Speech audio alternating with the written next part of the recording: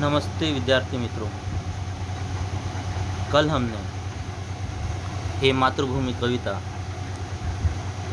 हमारी पढ़ा के हो चुकी थी और मुझे आशा है कि आपने उस कविता के आधार पर जो किताब में प्रश्न दिए थे वो आपने पूरे लिख लिए होंगे। तो आज हम वारिस कौन एक कहानी, बहुत अच्छी कहानी है, ये कहानी आज हम पढ़ेंगे। वारिस कौन इस कहानी की लेखिका है विभा रानी।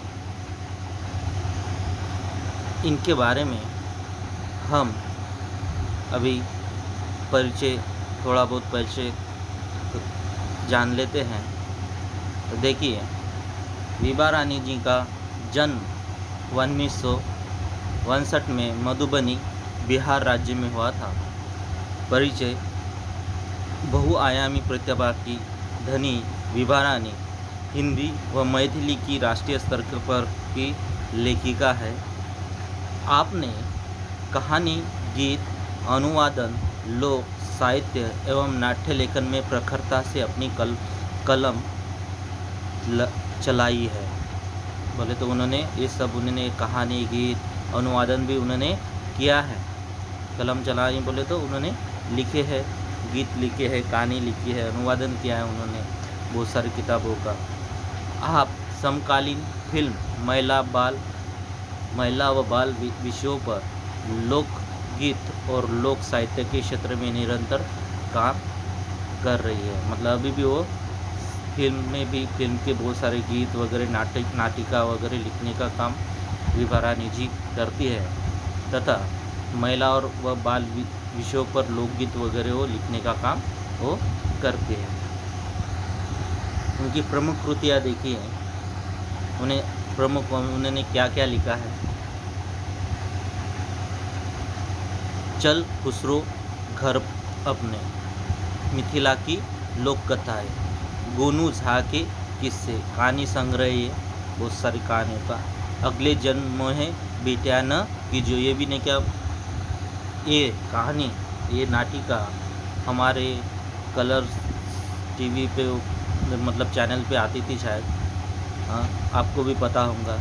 अगले जन्म है बेटिया न कि जो, समृत ज्ञान, ये द्विभाषी हिंदी अंग्रेजी का अनुवाद है, ये भी उन्होंने किया है। बिल टेलर की डायरी आदि ये उनकी प्रमुख कृतियाँ है। गद्य संबंधी जानकारी थोड़ी बहुत दी है। देखिए, प्रस्तुत संवादात्मक कहानी के माध्यम से विभा रानी जी का कहना है कि हमें उत्तम फल प्राप्त करने के लिए समय और साधनों का सदुपयोग करना चाहिए। जो ऐसा करता है वह जीवन में सफल होता है। देखो, ये जो कहानी है ये संवादात्मक है। मतलब कुछ पात्र, जो नाटिका में जो कुछ पात्र रहते हैं उनके बारे आपस में जो संवाद होते हैं उस संवाद, इसलिए इस कहानी को संवादात्मक कहानी कहा गया है। और इस कहानी से हमको बहुत अच्छी सीख मिलती है। जो हमारे, देखिए, उत्तम फल प्राप्त करने के लिए, मतलब अच्छा परिणाम प्राप्त करने के लिए हमको समय और साधनों का सदुपयोग करना चाहिए। अभी हमारे ऊपर एक संकट का समय है। इस संकट के समय हम स्कूल चालू नहीं कर सकते, पर किसी भी माध्यम से हमने क्या पढ़ाई, हमारा अध्ययन अभी भी चालू है। जैसे मोबाइल पर, जैसे मैं अभी आपको वीडियो भेज रहा हूँ, ये साधन है हमारा अध्ययन पूरा करने के लिए। साधनों का उपयोग हमको करना पड़ रहा है और इससे हमारी समय का भी हमको बचत करनी चाहिए, जिससे हमारा जीवन और अच्छा सफल हो। इसलिए समय और साधनों का हमेशा हमको सदुपयोग करना चाहिए। अगर हमें समय और साधनों का दुरुपयोग करें तो हमारा जीवन भी असफल हो सकता है, बर्बाद हो सकता है, ध्यान में रखिए। इसलिए समय और साधन जैसे मोबाइल वगैरह है, इनका सदुपयोग करें तो हमारा जीवन सफल हो सकता है। अगर इनका दुरुपयोग करें तो हमारा जीवन भी बर्बाद हो सकता है। इस कहानी से वही सीख मिलती है। देखिए, कहानी हम आज थोड़ी आधी पढ़ेंगे, कल और आधी पढ़ेंगे। तो देखिए, अभी गद्य संबंधी जानकारी भी हमने प्राप्त कर ली है। उसके बाद में प्रमुख लेखिका की प्रमुख कृतियाँ भी हमने जान ली है और उनका परिचय भी मैंने आपको दे दिया है। अभी देखिए कहानी के बारे में। देखो, कहानी का शीर्षक है वारिस कौन। कहानी का शीर्षक क्या है? वारिस कौन। और लेखिका कौन है? विभा रानी जी। रानी एक राजा था, उसके 4 बेटियां थी। राजा ने सोचा कि इन चारों में से जो सबसे बुद्धिमती होगी उसे ही अपना राजपाट सौंपेगा। इसका फैसला कैसे हो वह सोचने लगा। अंत में उसे एक उपाय सूझ गया। देखो, एक राजा था। राजा का समानार्थी शब्द भी नृप कहते हैं। क्या कहते हैं? नृप। जैसे ये राजा शब्द है, राजा, और उसकी 4 बेटियां थी। कितनी बेटियां थी? 4 बेटियां थी। और राजा ने सोचा कि जो सबसे बुद्धिमती होगी उसको मैं अपना क्या कर दूँ? राजपाट सौंपूंगा, राजगद्दी सौंपूंगा। पहले के लोग, पहले जो राजा थे, अपने घर के लोगों को ही उत्तराधिकारी करते थे और उनको राजपाट सौंप देते थे। अगर कभी ने क्या राजा बुरा निकला, अयोग्य निकला, तब कभी कभी राज्य पर बहुत दुविधाएं आती थी और संकटें आते थे। तो वैसे ही बुद्धिमान राजा ने सोचा कि चारों लड़कियों में से, जो भी बेटियों में से जो भी नहीं क्या उचित, योग्य, राजा बनने योग्य, रानी बनने योग्य जो भी बुद्धिमती होंगे, मैं उसको क्या करूँगा? राजगद्दी, राजपाट मैं सौंप दूंगा। तो उसके लिए हम परीक्षा लेना था। तो देखो, बुद्धिमती, जो भी बुद्धिमती होंगी, राजा ने सोचा उसको मैं राजपाट सौंप दूंगा। और इसका फैसला कैसे हो सोचने लगा। अंत में उसे एक उपाय सूझ गया। और इसका फैसला कैसे हो वो सोचने लगा कि कैसे हमने क्या इसका उपाय सोचेंगे, निर्णय लेंगे। फैसला यानी निर्णय, फैसला यानी निर्णय। फिर अंत में, आखिर में उसे एक उपाय सूझ गया। सूझना बोले तो ध्यान में आना, सूझना बोले तो ध्यान में आना। फिर उसने एक उपाय सूझा। तो देखिए, इसमें कुछ नहीं क्या, बुद्धिमती स्त्रीलिंग शब्द है। अगर नहीं क्या इसको नहीं क्या लड़कों के लिए नहीं क्या इस शब्द का इस्तेमाल करना हो तो हम क्या कर सकते हैं? बुद्धिमान। हाँ, और इस लड़कियों के लिए बुद्धिमती। बेटियाँ स्त्रीलिंग शब्द है, बेटी, बेटा। तो ऐसे शब्द हमने थोड़े से अपने पैराग्राफ इस कहानी में से हमको ढूंढने हैं। देखो आगे, अंत में राजा को सूझना बोले तो ध्यान में आना, सूझना बोले तो ध्यान में आना। फैसला बोले तो निर्णय, फैसला बोले तो निर्णय। उसने एक दिन चारों बेटियों को अपने पास बुलाया, सभी को गेहूं के 100 दाने दे और कहा, इसे तुम अपने पास रखो।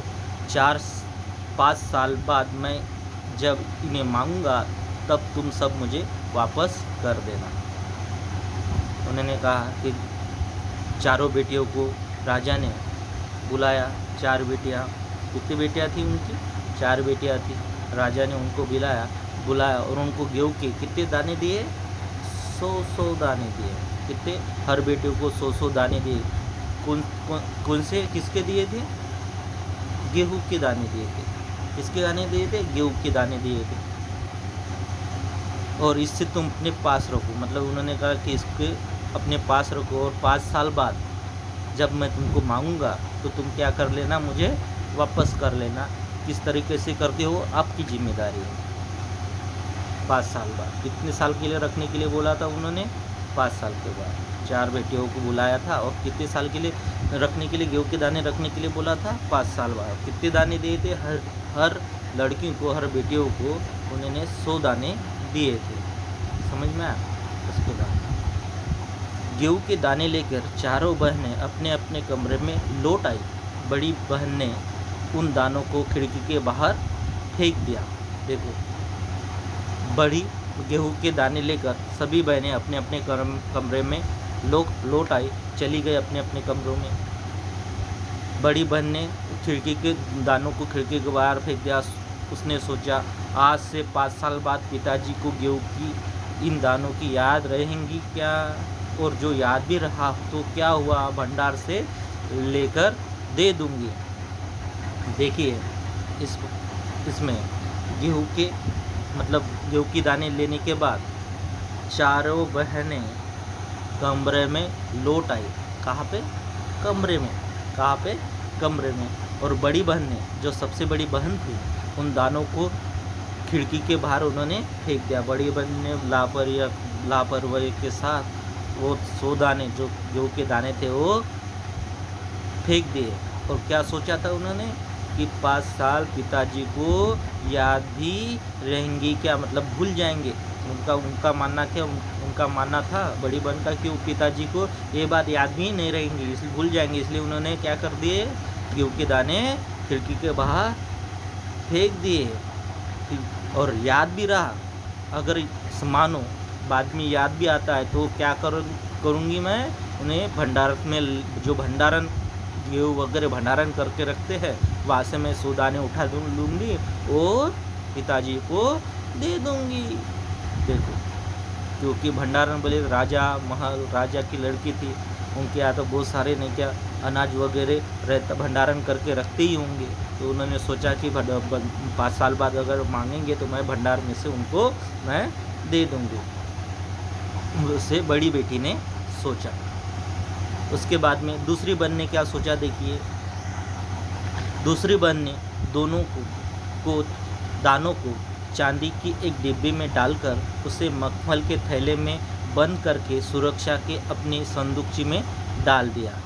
देखिए, और सोचा 5 साल बाद जब पिताजी ये दाने मांगेंगे तब उन्हें वापस कर दूंगी। तो देखो दूसरी बहन उससे छोटी वाली बहन ने दानों को चांदी के एक डिब्बी में बोले तो क्यों, चांदी एक राजा था और राजा तो धनवान होता है, इसलिए उसने चांदी के एक डिब्बे में डालकर मखमल के कपड़े थैले में, मखमल बोले तो रेशमी कपड़ा उसमें लेकर उसने वो दाने रख दिए। चांदी का समानार्थी शब्द है रजत। जैसे ओलंपिक में हमने क्या जीतते ना, gold medal, silver medal, bronze medal, gold यानी सोने का पदक, स्वर्ण पदक, रजत पदक, कांस्य पदक। वैसे चांदी की समानार्थी शब्द है रजत, और उसको डिब्बे में डालकर मखमल के कपड़े में, मतलब रेशमी कपड़े में, क्योंकि अमीर थे, हमारे आप तो कैसे फटा पुराना कपड़ा रहता है, मखमल का भी कपड़ा नहीं रहता। वैसे राजा की लड़की थी तो उसने मखमल के कपड़े में वो डालकर संदूकची में, बोले संदूक छोटा डिब्बा, उसमें डालकर रख दिया। और अगर 5 साल बाद पिताजी दाने मांगे थे तो मैं वो क्या सोचा उसने, मतलब मैं वापस उनको ये दाने दे दूँगी। तो देखिए मखमल, रेशमी कपड़ा, थैले में संदूकची, 5 साल बाद वापस दे दूँगी। संदूकची स्त्रीलिंग शब्द है, डिब्बी भी एक स्त्रीलिंग शब्द है। डिब्बी का पुल्लिंग शब्द डिब्बा और संदूकची का पुल्लिंग शब्द संदूक। तो देखिए ध्यानपूर्वक, तो दूसरी बहन ने ऐसा किया कि संदूकची में चांदी के एक डिब्बे में उसको रख दिया मखमल के कपड़े में। फिर तीसरी बहन देखिए, तीसरी बहन बस सोचती रही कि इसका क्या करूं। तीसरी बहन सोचती रही कि इसका क्या करूं, इस दाने का क्या करूं। बाद में चौथी बहन देखिए, चौथी और छोटी बहन तनिक बच्ची थी, मतलब तनिक थोड़ी क्या थी, वो बच्ची थी। क्या थी वो, थोड़ी बच्ची थी।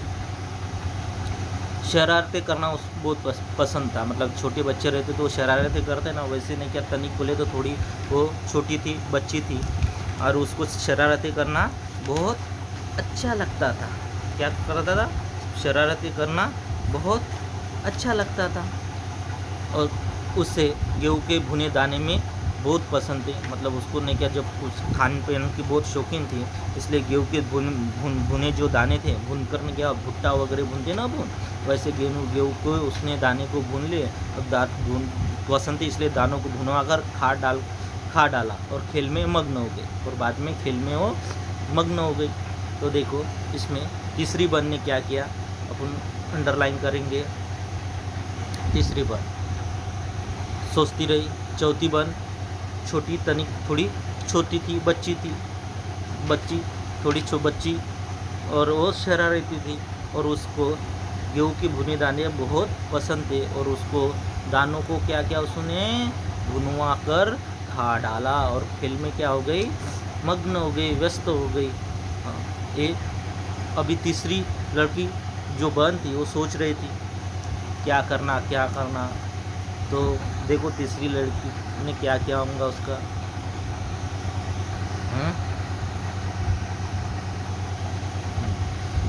तीसरी राजकुमारी को इस बात का यकीन था कि पिताजी ने उन्हें यूं ही ये दाने नहीं दे होंगे, मतलब यकीन बोले तो विश्वास, यकीन बोले तो विश्वास था, मतलब तीसरी जो राजकुमारी थी उनको विश्वास था कि पिताजी ने जो उनको दाने दिए वो फिजूल में नहीं दिए, कुछ ना कुछ उनका इसके पीछे कोई ना कोई मकसद होगा, उद्देश्य होगा, तभी उन्होंने दाने दिए। तो देखिए आगे ज़रूर इनके पीछे कोई ना कोई मकसद होगा।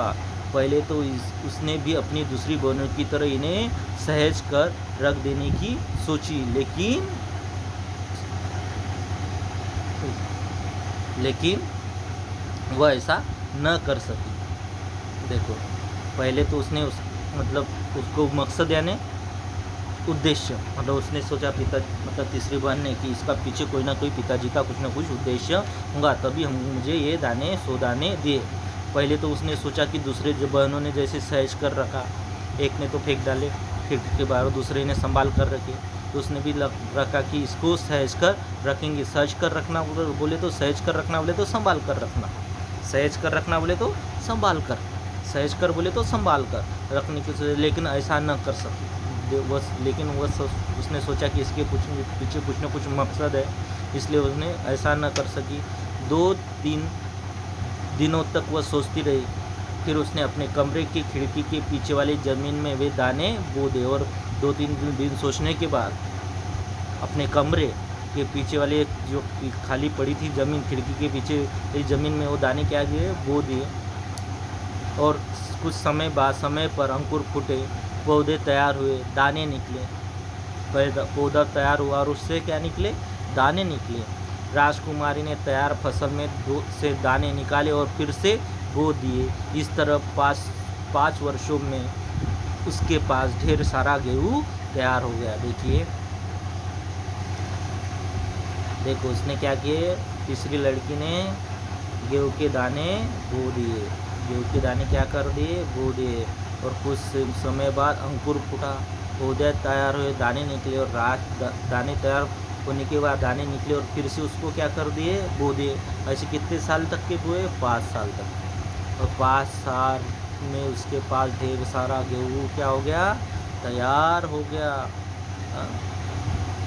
फिर 5 साल बाद राजा ने फिर चारों बहनों को बुलाया और कहा, आज से 5 साल पहले मैंने तुम्हें चारों को गेहूँ के 100 दाने दिए थे और कहा था कि 5 साल बाद मुझे वापस करना। कहा है वे दाने।